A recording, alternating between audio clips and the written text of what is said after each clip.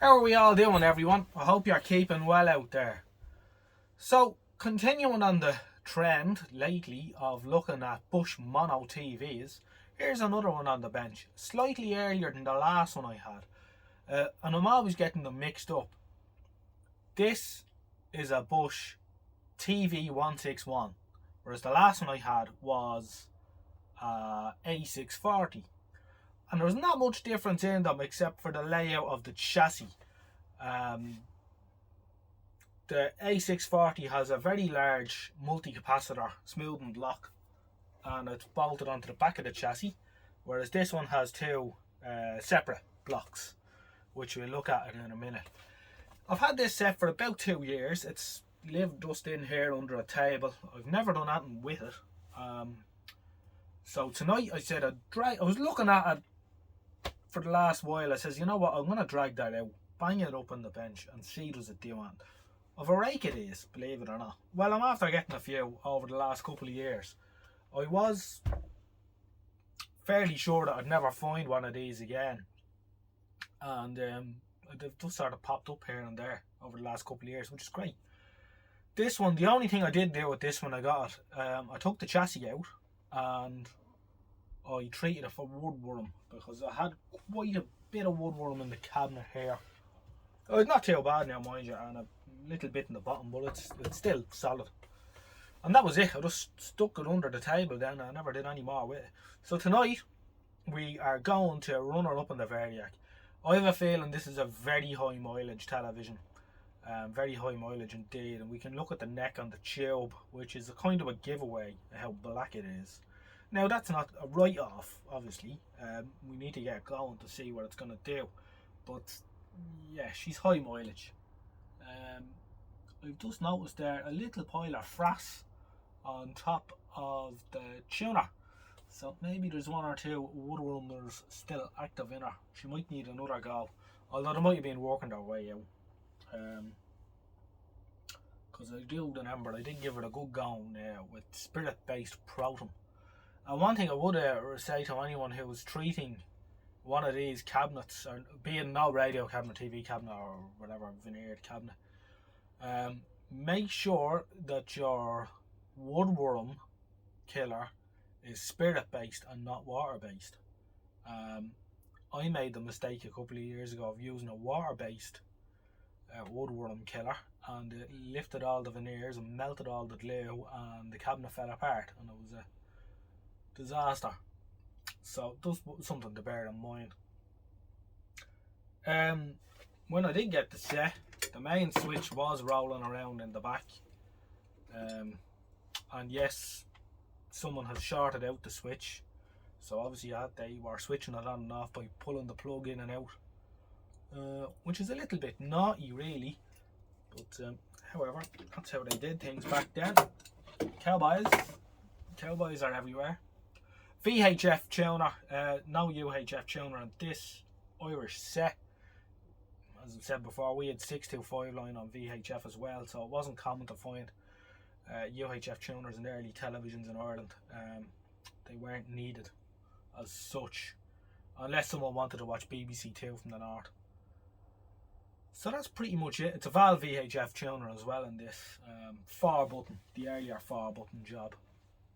I'll bring the camera in and we'll have a more detailed inspection of the set.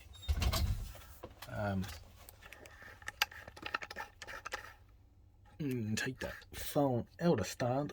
So we go into super wobbly mode now. And as you see, luckily enough I do have the cover, which is rare. They usually get, by the time these sets were getting to the end of their life, the engineers often didn't bother putting the cover back on. A little bit naughty as well.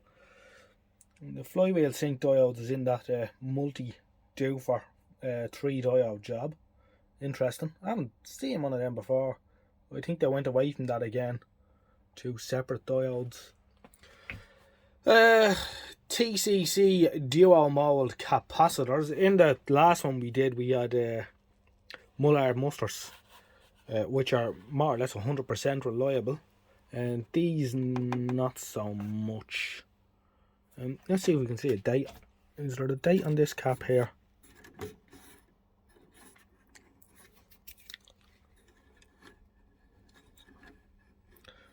Date code, not a date as such. We'll have a look and see if we can find a date on it somewhere, just to give us a ballpark idea of what age this thing is.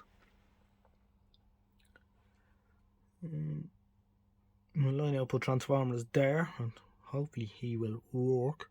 I have actually dried out the transformer on this with the DC trick, so we're ready to go. I like to run a DC current through them. I think it was David Bynes that came up with this idea originally, that to dry out the transformer from the inside, to run a DC current through them for a few days, heat them up and dissipate a few watts in the windings, and it seems to work very well. As you can see, Irish IF panel with no screen print on it. And that capacitor there is seeing better days.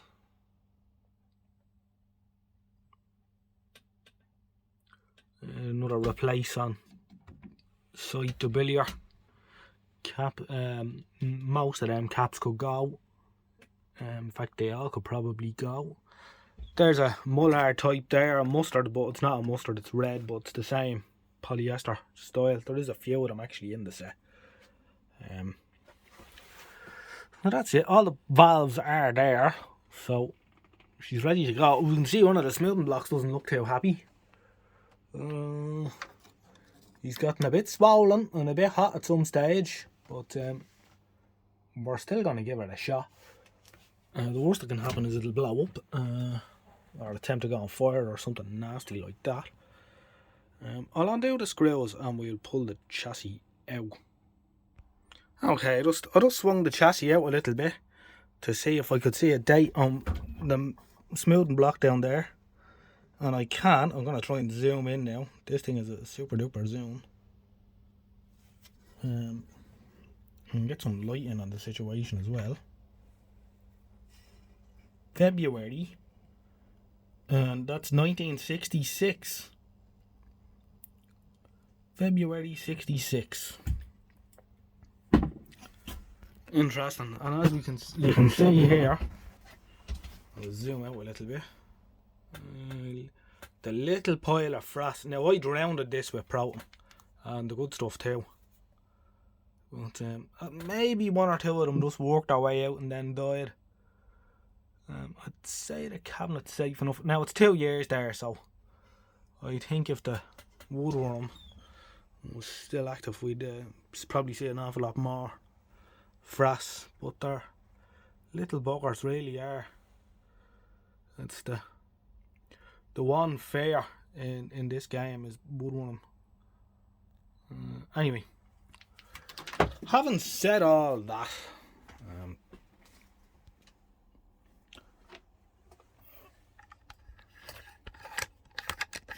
I'll bring the camera stand in a little bit more. We are going to see if we can get this to go. Get that out of the way so we can see the mirror.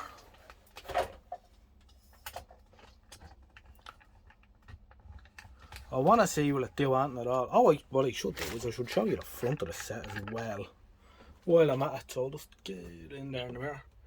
Here's the front. So she's 1966. We actually, my grandmother back in the 60s had this set. We have a photograph of it somewhere in the living room. So it's sort of one I wanted for a long time, and I was happy to see it. Even though it's not a marvellous condition, although it's not too bad. Just needs a good tidy up. So I would like to get it going. Kind of for that reason, you know. 1966, so that makes it, let's see, 55.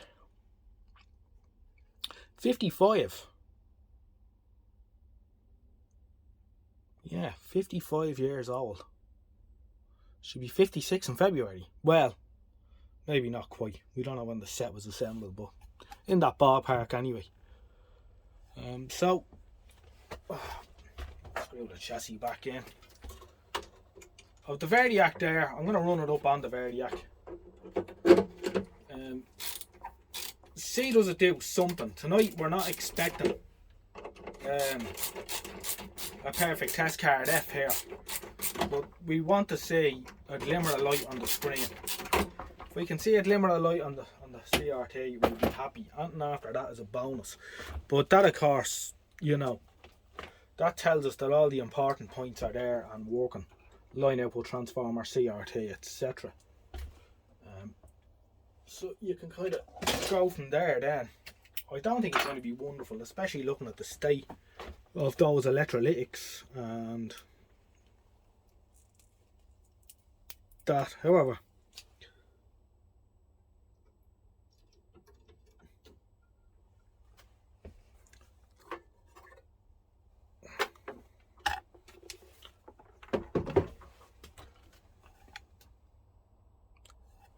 so I'll turn off some lights here. So yeah, you can see that not too bad. I should turn off the bench light as well, so we can see the CRT. We can see the Avo.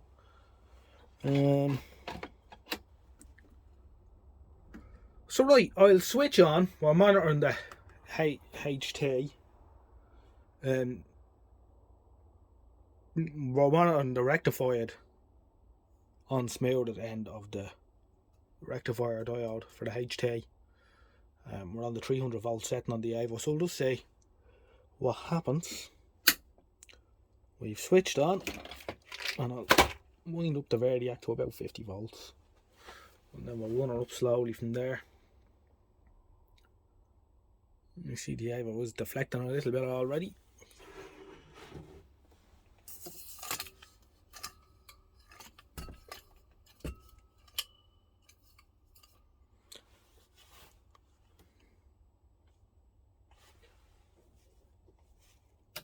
That's a bit better. Turn off the light in the back of the workshop. So hopefully this will do something. Turn it up another bit.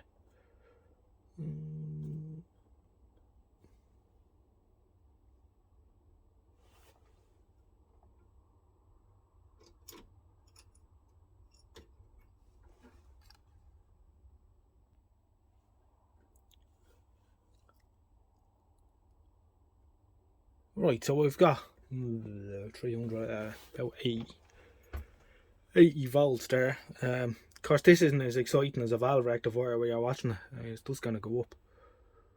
But the point being, we're watching to see how quickly it goes up. Now, it's going to go up. Like, if I just switch that on, the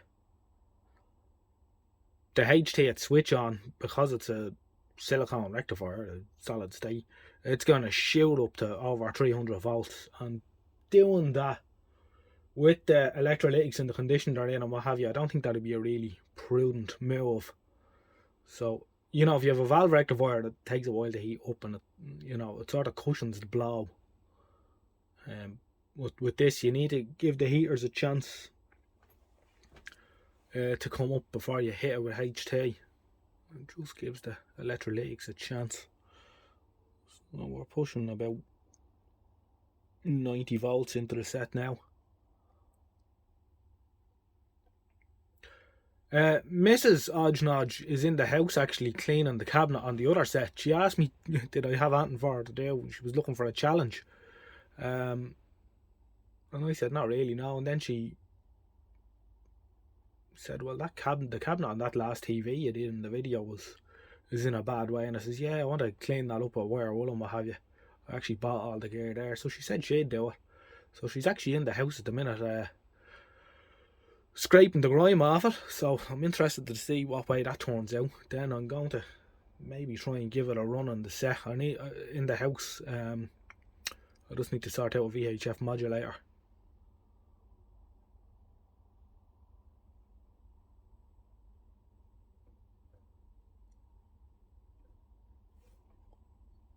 I'm turning this up another bit now. We're at about 130 volts.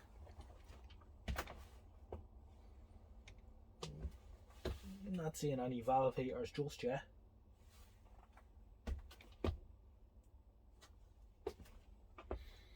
Hopefully the heater chain's intact. Could be a deja vu moment here. Up another little bit anyway. Let's go up to 150. No strange fizzes or bangs from our dodgy looking smoothing block yet, which is good. And she's got 215 odd volts across her.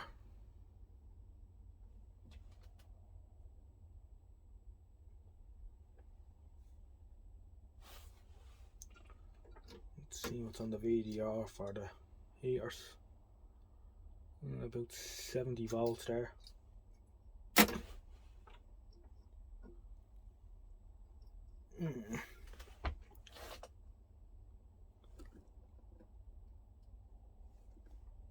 I think what I done there is I think I just blew the fuse with the probe on the multimeter. It serves me right.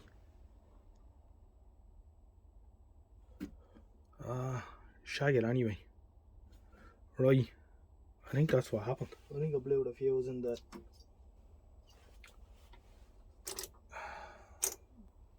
television.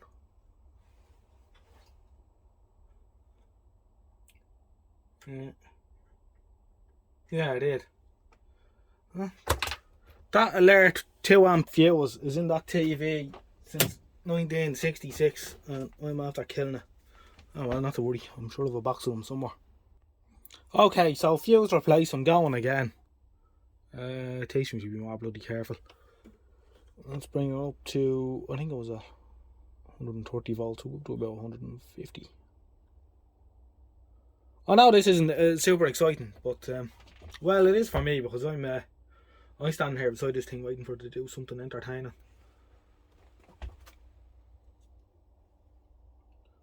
I see a glimmer of a valve heater. I see a glimmer of a valve heater at 158 volts input. And the HT has gone down, it's 100 volts now.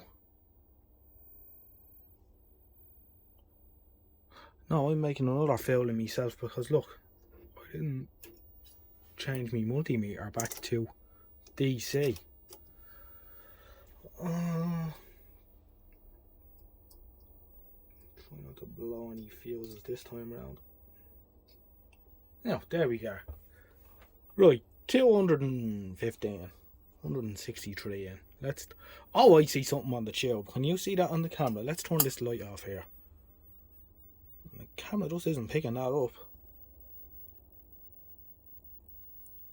There we go. There we go. And can we see those lovely valves glowing in the dark?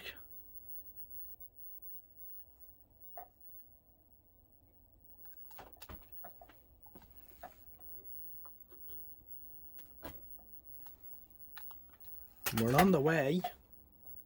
She wants to live. Right, I'll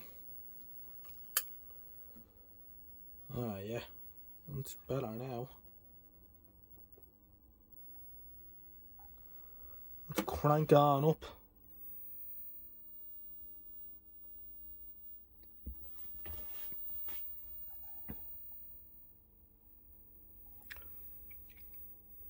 Mm, 250.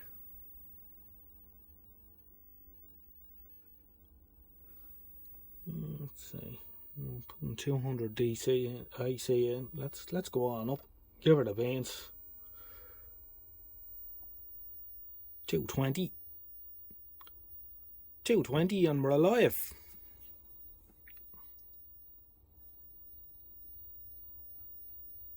Bit of a rustle in the speaker.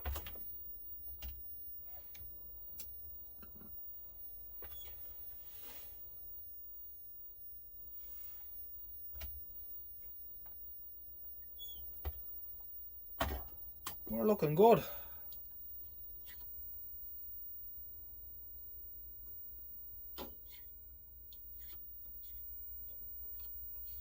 I wonder will we get any disturbance if I push one of the buttons on the tuner.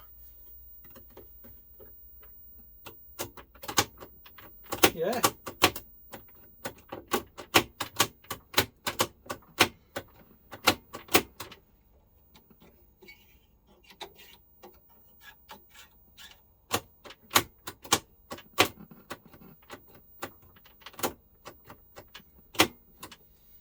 Oh, there's nothing like that smell of dropper resistors burning off all our years of absorbed moisture.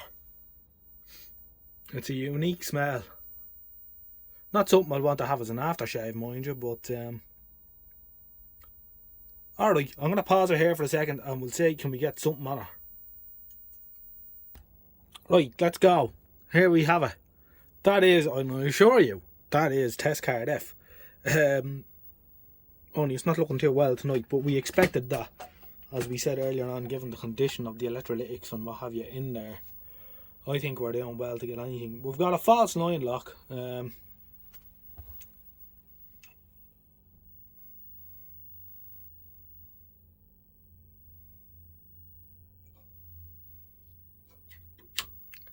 That's the high flat out. And of course, from the other set we were looking at, we know that all the resistors are going to be quite a few dodgy ones in here.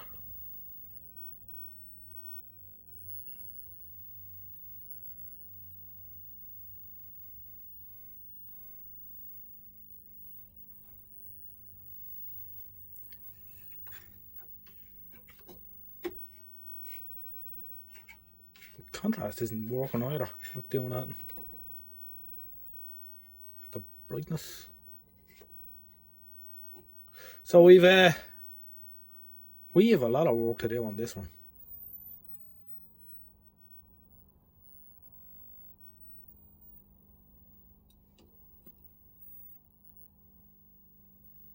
Almost.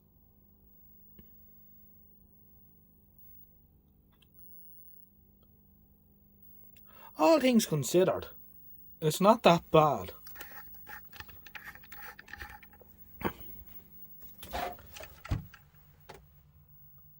It's a sharp looking picture.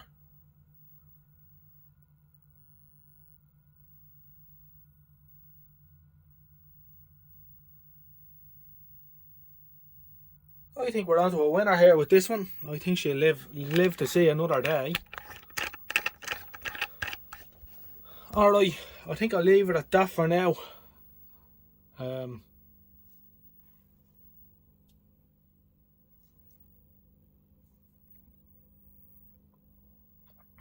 I think we've multiple issues going on here.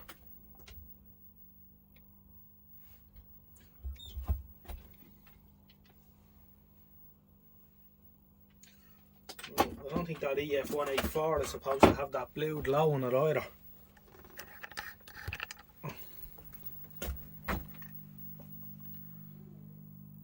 I think he's a little softer. There's something going on there. I think she's putting on a good show, considering.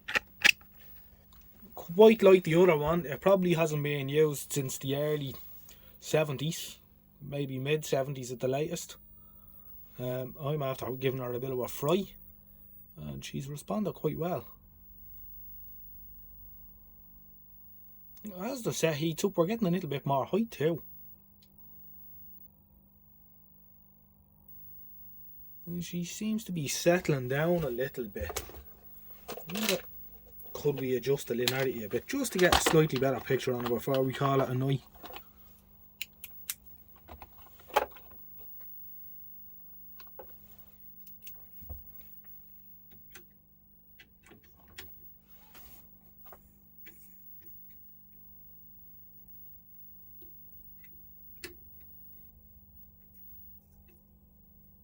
Pots are real noisy, obviously, as well.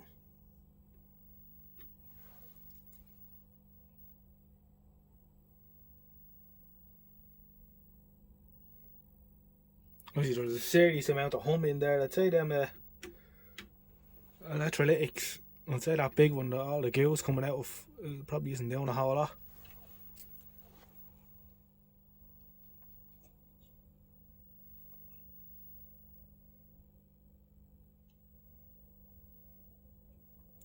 Yeah, not bad. Not bad for the first turn on. We've seen better, but not in this condition. Alright, thanks for watching. And I'll catch you all again in the next one soon, please God. Good luck for now. Good night. Bye bye.